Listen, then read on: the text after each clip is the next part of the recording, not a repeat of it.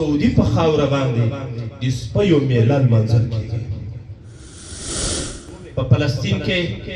د انسانانو غوښې پاشل کېږي. په فلسطین کې قتل عام روان دی. په فلسطین کې واړه واړه ماشومان سترګې له وینو ډکې دي، خولې یې له وینو ډکې دي، بسته کلی بمبارېږي. یوازې د ماشومانو عدد هغه له 5,000 ماشومانو نه زیات دی. بشر پالنه نړۍ، بشر خوړونکې نړۍ خاموشه ده، بلکې د دوی له منبرونو فتوا دا ورکول کېږي چې په اسرائیلو به څوک غرض نه لري، بلکې اسرائیل ډېر ښه کار ترسره کوي. مه کوه چې د فلسطینیانو نسل تباه کړي. او د سعودي په خاوره باندې د سپیو میله لمانځل کېږي.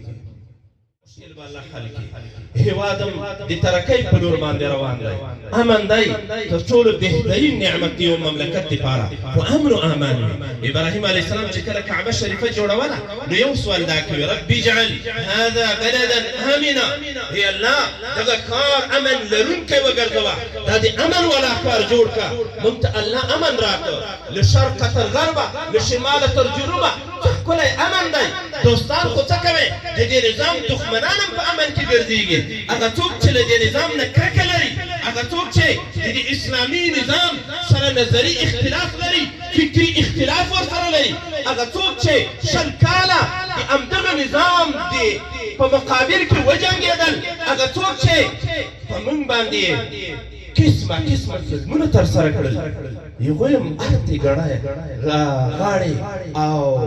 په امن و امان کې د افغانستان هر ګوټ ته چې ځي تللی شي. امن دی، خوشحالي ده او ابادۍ هم په مخ باندې روانې دي. موږ افغانان خو په خوله باندې چیغې ډېرې دا وایو، موږ ته خپل هېواد مهم دی، د وطن ترقي موږ ته مهمه ده. تاسې زموږ هېواد وګورئ، په دې 20 کالونو کې داسې اساسي او بنیادي کارونه چې د ډالرو باران و هغه نه دي ترسره شوي. په خپلو عوایدو، له خپلو سرچینو، په خپلو ولسونو باندې، په خپلو انجینرانو باندې، په خپلو افغانیو باندې څنګه عام المنفعه کارونه موږ ته روان دي. په لسګونو بندونو باندې کار روان دی او لا هم پلانونه ورته جوړېږي، سړکونه پخېږي او د کوشتېپې په څېر باندې یو لوی کانال چې د ماهرینو له قوله 85 میلیونه خلکو ته 85 میلیونه خلکو ته د خوراک څښاک بندوبست په دې کې برابرېږي.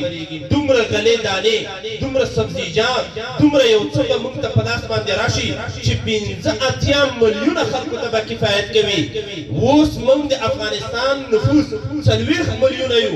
نه تنها دا چې په دې برخه کې به افغانستان خودکفا وي، بلکې لوړ صادرات به هم نورې دنیا ته موږ لرو. نن موږ هر څه کې چاته محتاج یو. اوړه له بل ځای نه موږ ته واردېږي، غوړي له بل ځای نه موږ ته راواردېږي، او همدارنګې تیل، نور امور. دې شیانو کې به افغانستان خودکفا وګرځېږي. نه تنها دا د اسلامي نظام یوه ځانګړتیا دا وي چې یوازې دنیوي ژوند نه، بلکې د آخرت فکر هم د اسلامي نظام سره ورسره وي. دا نن چې کومه جلسه موږ جوړه کړې ده د قرآن عظیم شان په ویاړ باندې او د مختلفو کلیو نه ځوانان دې جلسې ته راټول شوي دي. د همدې قرآن عظیم شان غوښتنه دا ده چې موږ به اسلامي نظام قایموو او د کفري نظامونو سره توپیر دا دی چې دنیا او آخرت هم دواړه په اسلامي نظام باندې ابادېږي. قرآن عظیم شان په موږ باندې 15 حقوق لري. اجمالي دا دي، ایمان به قرآن کریم باندې راوړو. هر مسلمان په دې باندې مکلف دی چې قرآن کریم باندې به معتقد وي او د قرآن عظیم شان په معنا باندې به ځان پوه کوو. د قرآن عظیم شان الفاظ به په سمه توګه باندې زده کوو او تلاوت به یې کوو. د قرآن عظیم شان په احکام او قوانینو باندې به عمل کوو او د قرآن عظیم شان قوانین به د الله په ځمکه کې تطبیق کوو.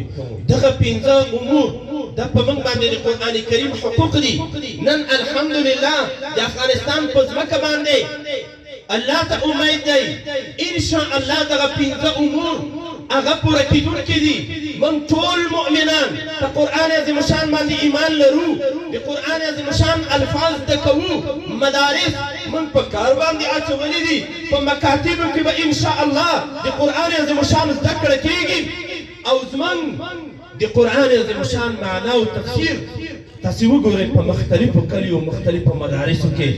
زموږ د علماء کرامو لخوا د قرآن کریم ترجمې او تفسیر شروع کېږي دا په همدې باندې چې موږ د قرآن عظیم شان معنوي حق ادا کړو عمل به ورباندې کوو وروستنی پنځم حق چې تنفیذ د قوانینو د الله عز وجل د الله په ځمکه باندې تاسو نن وګورئ مبالغه نه ده دا حقیقت دی په ټوله دنیا کې یوازینی د افغانستان خاوره ده چې دلته د الله عز وجل قوانین نافذیږي نن چې کوم حفاظو کرامو دستربندي کړی هغه قرآن کریم چې دوی په خپلو سینو کې ځای په ځای کړی دی د دغه قرآن کریم هر آیت او هر حکم باندې کوشش روان دی چې د الله په ځمکه باندې نافذ وګرځېږي او مبالغه نه ده په ټوله دنیا کې موږ ته وښایي چې د قرآن عظیم شان نه د قرآن عظیم شان او د سنت رسول صلی الله علیه وسلم قوانین هغه د الله عز وجل په ځمکه کې په مکمله معنا باندې نافذ شوي وي سعودي پخوا شرعي نظام لاره وسورو سیکولریزم په طرف باندې میلان روان دی د سعودي په خاوره کې د شیطان ورځ ولمانځل شوه د سعودي په خاوره باندې چې هلته حرمین شریفین موجود دي د سپیو میلې جوړې شوې مخکې شیخ صاحب تاسو ته ووې په فلسطین کې د انسانانو غوښې پاشل کېږي په فلسطین کې قتل عام روان دی په فلسطین کې واړه واړه ماشومان سترګې له وینو ډکې دي خولې یې له وینو ډکې دي بسته کلی بمبارېږي تاسو د فلسطین احوال واخلئ موږ او تاسو مسلمانان یو نبی کریم صلی الله علیه وسلم به ټول مسلمانان کجسد واحد دیو بدن په څیر باندې دي دیو بدن کدا یو غوتم خوټیږي ټول بدن ور باندې دردمن وي هغه زموږ د بدن ټوټې دي فلسطینی مسلمانان له موږ جلا نه دي فلسطین مسلمانان زموږ د بدن غوښې دي انما المؤمنون اخوه د اخوت ورسۍ باندې الله موږ سره تړلي یو ټول مؤمنان سره ورونه ورونه دي هلته قسم خانه جوړه ده په فلسطین کې د انسانانو غوښې ورکېږي په فلسطین کې قتل عام روان دی په زرګونو فلسطینیان نارینه او ښځینه هغه په شهادت باندې رسېږي یوازې د ماشومانو عدد هغه له 500,000 ماشومانو نه زیات دی بشر پالنه نړۍ بشر خوړونکې نړۍ خاموشه ده بلکې د دوی له منبرونو فتوا دا ورکول کېږي چې په اسرائیلو به څوک غرض نه لري بلکې اسرائیل ډېر ښه کار ترسره کوي مه کوه چې د فلسطینیانو نسل تباه کړي او د سعودي په خاوره باندې د سپیو میله لمانځل کېږي هغه سعودي چې له همدې حرمینو شریفینو نه د اسلام رڼا خوره شوې هغه سعودي چې په همدې خاوره کې حرمینو شریفینو کې قرآن کریم را نازل دی دا نن چې د قرآن کریم په ویاړ کومه جلسه منعقده ګرځېدلې ده هغه نه تنها ده چې دوی د دوی په غم باندې غمجن نه دي بې درېغه خپلې خوشحالیګانې کوي او د سپیو میلې جوړوي الله عز وجل دې په موږ باندې ورحمېږي نن په افغانستان کې داسې یو نظام راغلی د الله عز وجل په فضل باندې چې د سعودي نظام چې د حرمینو شریفینو خادمین او محافظین ځانونه بولي هغه هم موږ د دې نظام سره په تله کې نشو اچولی دا زما نظریه نه ده یوازې د حرمینو شریفینو د یو عسکر فکر هم همدغه دی دغه خبره ما په ډېرو بیانونو کې کړې دا تېر کال نه بل کال کله چې موږ ریاض الجنه ته داخلېږو نو یو عسکر پوښتنه کوي تاسو د افغانستان یئ موږ ورته وایو او موږ د افغانستان یو نو دا وایي ما دې په الله باندې قسم وي چې د څومره اوږد کتار د تاسو جوړ دی تاسو حاجیان دلته راغلي که همدومره نور هم راشئ بدون د تصریح بدون له اجازتنامې چې زه دلته یم په الله قسم پرې بم هېڅ پوښتنه به هم درنه ونه کړم او ډېر په سهولت کې به تاسو د رسول الله صلی الله علیه وسلم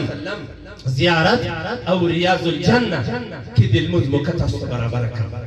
او هر افغانای یسکن فی قلبي ما په دې زړه کې اوسېږي نو ما چې وکړه ما ویل چې یاره سړي کې یو درد موجود دی نو له ما نه یې پوښتنه وکړه څه حالات دي ما په لنډ د الفاظو باندې ولاړو قطار ولاړو دي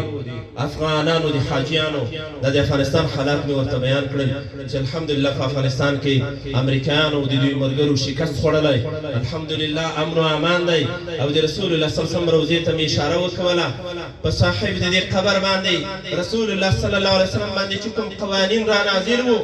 کوم آیتونه د قرآن کریم راغلي وو د چې کوم ارشادات مونږ ته وو د اسلامي نظام مربوط نن امغه قوانین د افغانستان په ځمکه باندې نافذ دي محبت دی اخوت قائم دی دښمنۍ ختم شوې جنگ و جدل ختم شو وینه تویېدنه ختمه شوه دلته یوه خوشحالي په موږ باندې راغلې هره ورځ په موږ باندې اختر دی پخوا سپینه ورځ په موږ باندې توره شپه وه شپې خو هسې تېروې نن الحمدلله په موږ باندې توره شپه هم سپینه ورځ ګرځېدلې په الله قسم دې د په سترګو کې اوښکې راغلی او دې عسکر ما ته وویل د ما امید دی چې دا د تاسو نظام به الله په ټوله دنیا کې راولي په الله قسم دا مبالغه نه ده ښه دغه عسکر د مدینې منورې د مسجد رسول الله صلی الله علیه وسلم په څنګ کې ولاړ عسکر هغه ما ته وایي د ما امید دی چې دغه نظام به الله په ټوله دنیا کې راولي او بیا یې د ځمکې ته اشاره وکړه چې حتی سعودي په دغه د سعودي په ځمکه کې به هم الله دغه نظام راولي نو د سعودي د نظام عسکر له خپل نظام نه مطمئن نه دی هغه د اسلامي امارت نظام ته سترګې په لاره باندې دی چې یو وخت به د اسلامي امارت عسکر راځي او سپین بیرغ به ورسره وي په حرمین او شریفینو باندې به دوی حاکمان وي او دلته به د اسلامي امارت نظام راتلونکی وي افغانانو موږ به د دې نظام شکر نه ادا کوو موږ به د الله عز وجل په درګاه کې سر په سجده باندې نه ګرځو یقین په الله وکړئ که موږ شکر ادا نه کوو الله به په موږ باندې بله ابتلا راولي د موسی علیه السلام په واقعه کې الله فرمایي وإذ تأذن ربكم لئن شكرتم لأزيدنكم ولئن كفرتم إن عذابي لشديد هغه وخت په درغه کې چې ستا پروردګار اعلان وکاو الله قسم که چېرته تاسو شکر ادا که نعمت به نورم در ډېر کړم که موږ د دې نظام شکر ادا که څه مشکلات چې موږ ورسره مخ یو په زړونو کې څه خدشې دي دا غوټې به ټولې الله خلاصې کړي الله عز وجل به زموږ ټول مشکل الله راته حل کړي او که موږ بیا ناشکري وکړه ولئن کفرتم ان عذابي لشدید نه تنها دا چې له موږ نه به نعمت واخیستل شي الله راته وایي ان عذابي لشدید زما عذاب بیا سختترین دی الله عز وجل دې موږ له ناشکرۍ نه وساتي خدای عز وجل دې موږ ته د شکرۍ توفیق را په برخه وګرځوي او د ټولو مجاهدینو وروڼو نه مو خواست دا دی چې زموږ د اسلامي امارت بقا زموږ د اسلامي امارت راتګ دا د یوه لاس ټک نه و دا یوازې زموږ د مدرسې د طالب او د عالم خبره هم نه وه یقین په الله باندې وکوئ چې زموږ سره په دې سپېڅلي جهاد کې زموږ تورسري هم ملګرې وې زموږ تورسریو زموږ مجاهدینو ته کالي وینځلي دي زموږ تورسریو زموږ مجاهدینو ته ډوډۍ پخې کړې دي زموږ سپین ګیریو په خپلو جماعتونو کې د اسلامي نظام سوالونه کړي دي زموږ ځوانانو زموږ مټورو غښتلیو ځوانانو د مجاهدینو رهبري کړې ده مجاهدینو ته لارې ښودلې دي د مجاهدینو هر اړخیزه همکاري یې ترسره کړې ده دغه عظیمه فتحه چې الله موږ ته را په برخه وګرځوله په دې کې زموږ مجاهدین زموږ ولسونه زموږ زنانوې زموږ سپین ګیري زموږ د دیني مدارسو علما دا ټول شریک یو او د دې ثمره ده چې الله ښکلی نظام موږ ته را په برخه وګرځوو الله ته سوال دا کوو چې خدایه زموږ دغه نظام موږ ته مستحکم او مضبوط کې او الله ته سوال دا کوو چې الله دا نن چې کومه غونډه د کوم قرآن عظیم شان په ویاړ باندې جوړه شوې ده خدای له قرآن کریم نه مونږ جلا مکا ای الله دې قرآن کریم شفاعت هم په نصیب کا او دې قوانین په دې خاوره کې مستحکم او مضبوط کا او دغه د اسلام سپېڅلي بیرغونه تر فلسطین او د دنیا تر ګوټ ګوټ ورسوه او د فلسطین مسلمانان چې نن افغانانو ته سترګې په لاره باندې دي اله العالمین خدایه د دوی دغه ارمانونه ورته پوره کا. اقول قولي هذا استغفر الله لي ولكم ولسائر المسلمين.